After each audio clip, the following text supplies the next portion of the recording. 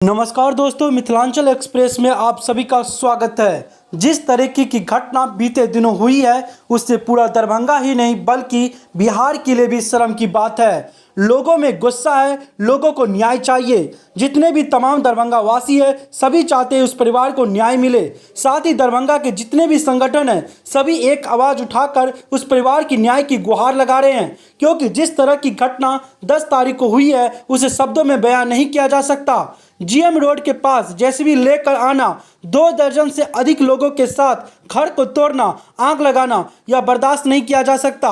न्याय दिलाने के लिए आज दिनांक 16 को कई संगठन प्रदर्शन कर रहे हैं, जाम करके आम लोग भी इसमें शामिल हो रहे हैं। बता दें आपको कि बांस बल्ला घेर कर किस तरह से प्रदर्शन किया जा रहा आप देख सकते हैं। साथ ही आसपास के जितने भी मॉल है और दुकानें हैं उनको बंद कराया गया। साथ ही वहां पर स्कूल को भी बंद कराया गया, जिसमें कम्युनिस्ट पार्टी और पप्पू यादव की पार्टी भी सम्मिलित है। इस आंदोलन में दरभंगा की जनता को उस परिवार की न्याय की गुहार लगा रही है, क्योंकि यह घटना वाकई में बहुत ही शर्मनाक है।